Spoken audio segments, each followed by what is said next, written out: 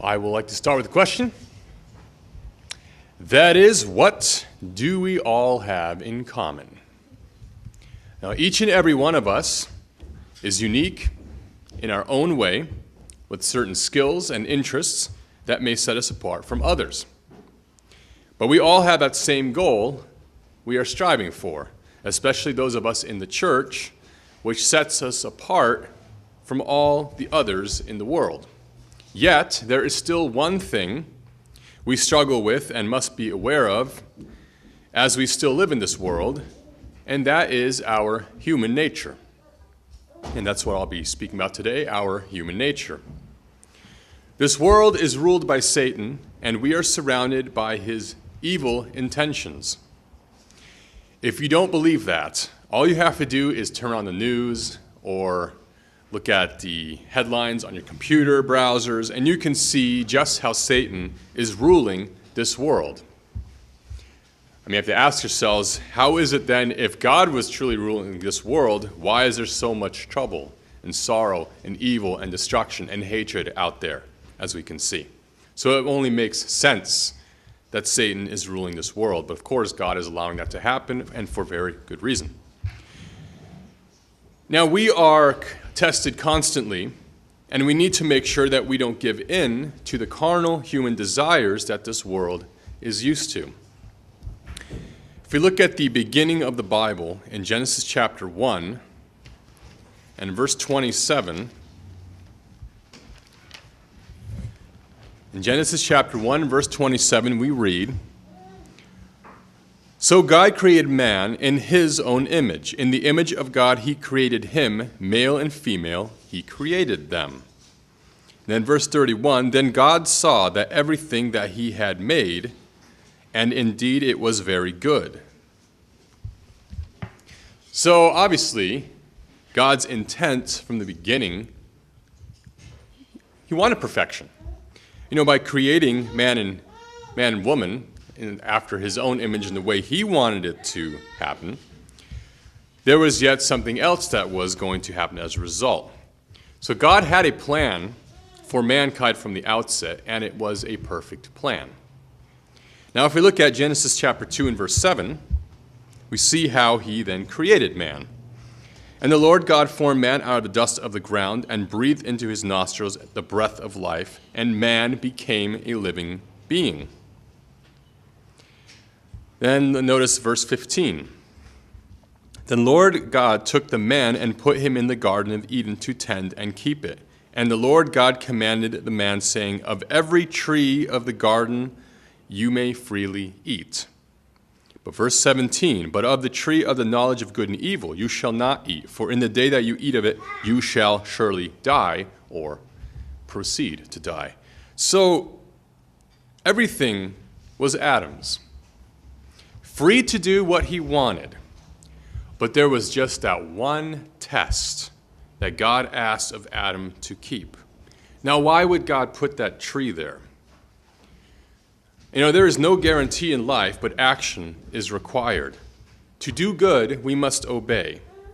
And God was merely testing Adam to see if he would obey. Yes, Satan is a ruler of this world, but God is also allowing Satan to be the ruler of this world to test mankind. And that is why we are also put to the test every single day to see if we will defeat the trials that are put before us. And Satan has a lot to do with that. But we also have a lot to do with that as well. And I'll go into that later. Well, let's look at chapter 3 and verse 6. "So when the woman saw that the tree was good for food, that it was pleasant to the eyes, and the tree desirable to make one wise, she took of its fruit and ate." But not just that. "She also gave to her husband with her, and he ate." Now, am I saying a woman's the fault of all this? No, I'm not saying that. I'm not going to go into that at all. No, but the whole point of this is deception.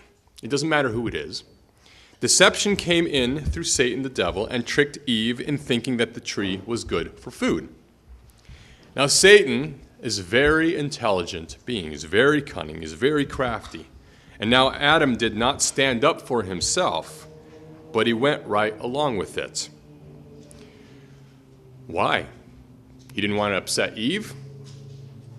You know, we see that today. We see that today in society. We see that today with relationships, with couples. Doesn't matter, husband, wife, it doesn't matter.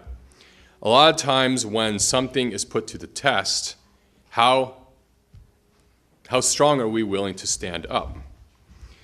You know, Adam gave in, most likely, to avoid confrontation. But he also, perhaps he knew that it was wrong to do that, but to avoid an argument, he gave in. Now, that's just one aspect to it. The other one being, he just did it because. Who really knows? But a lot of that could be because of that result. But again, the point is, when we are ever in a situation like that, we need to speak up when necessary. So just a simple thing of eating from the tree or eating this fruit, was that fruit going to kill him right there and then? No. But eventually, that's why God said what he did. You know, eat of this tree and you will surely die. So this one test was already too difficult for them to accomplish. Now let's also look at chapter 3 and verse 11. And he said, as God said, who told you that you were naked? Because after they ate from the tree, then their eyes were open, as we read.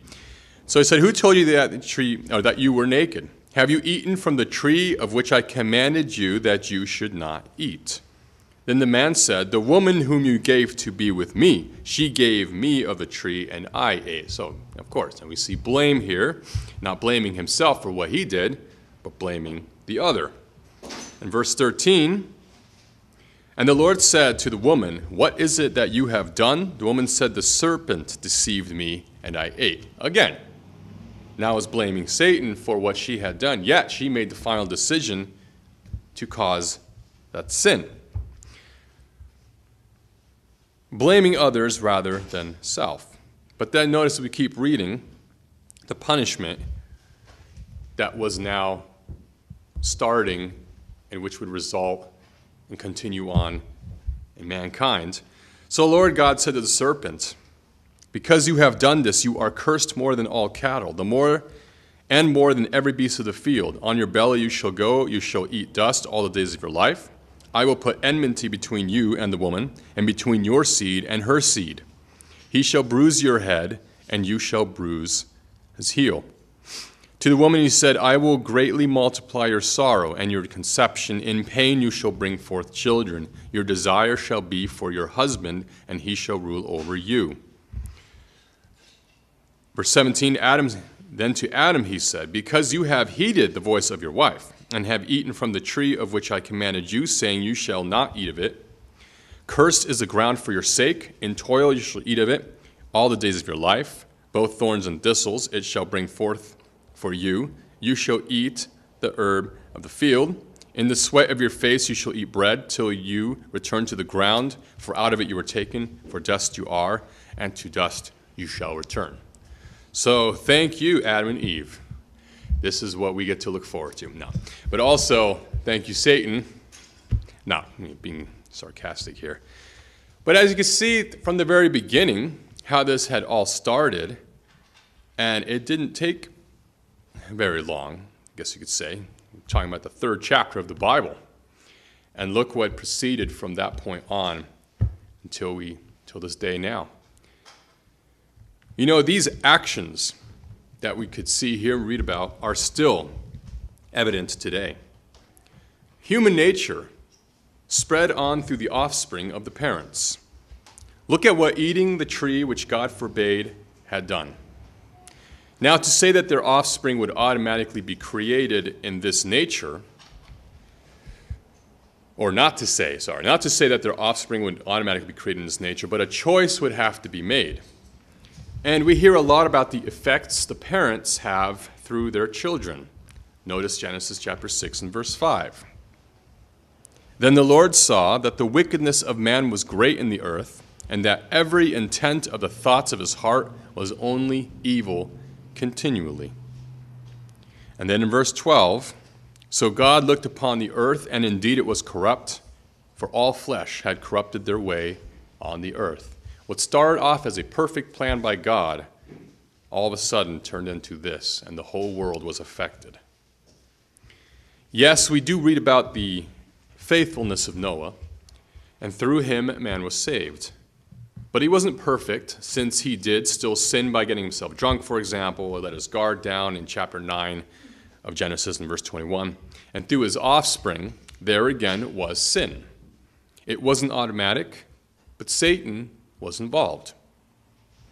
Notice chapter 11 of Genesis and verse 1. This was at the time of the Tower of Babel. Something else had changed at this time in chapter 11, verse 1. Now the whole earth had one language and one speech. Now think about this today. If the whole world right now had one language barrier wouldn't be in the vocabulary. There would be a lot more harmony, I would think.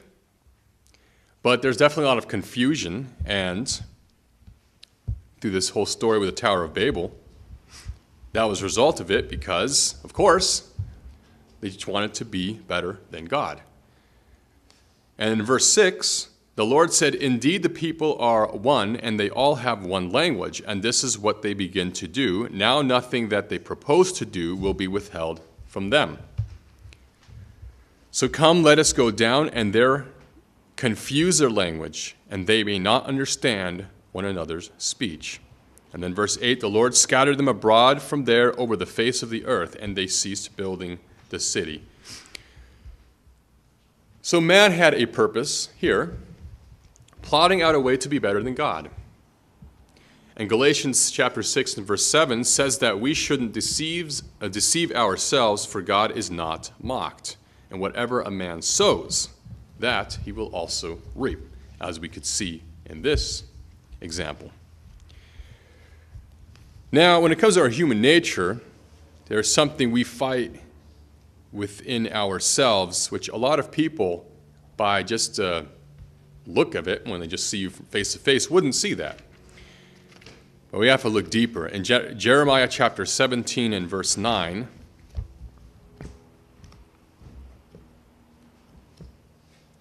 Jeremiah chapter 17 and verses 9 and 10, we read, "The heart is deceitful above all things, and desperately wicked. Who can know it? I, the Lord, search the heart, I test the mind, even to give every man according to his ways, according to the fruit of his doings." So what God sees within ourselves, only he can. Every single thing that we think about, what we go through, he knows our hearts. Yes, many of us know each other, right? Married couples, we should know each other. But still, there's a lot of things that people from the face of things will not see, will not understand. And when someone says, they feel so alone in whatever problems that they're going through, they're never alone, because God knows exactly the things that each and every one of us go through. But the heart is still deceiving. God is the one that tests us, and he also blesses us according to our fruits. Our hearts are deceiving at times, and we are confronted with sin all the time. When something bad happens to us by somebody else, what is our initial reaction? We may threaten us, may injure us, they may say something awful about us, or even a loved one. And our initial reaction is anger. We are upset when we hear something about that, perhaps hateful, and we wish ill will towards the other person. Isn't that a natural reaction that we have, no matter what it may be? We may pray in the morning, "Oh, please protect us," and we have the faith that God will, but then something happens, and all of a sudden we forget about it at that moment because we are freaked out or angry or whatever it may be at that moment. And not to say that we completely forgot about what we prayed about, but that is our human reaction that we have. And if we're not careful, our actions can very well lead to sin. Even our thoughts do. So how do we handle it when we do sin? Do we recognize that what we are doing is wrong? Do we struggle with the same thing over and over again? Why? Do we make the extra effort by asking God for forgiveness and try our best to avoid sin? Do we react like Adam and Eve did when they first got caught, blaming everything else but themselves? We struggle with human nature. It's a mixture between good and evil. Let's look at Romans chapter 3 and verse 10.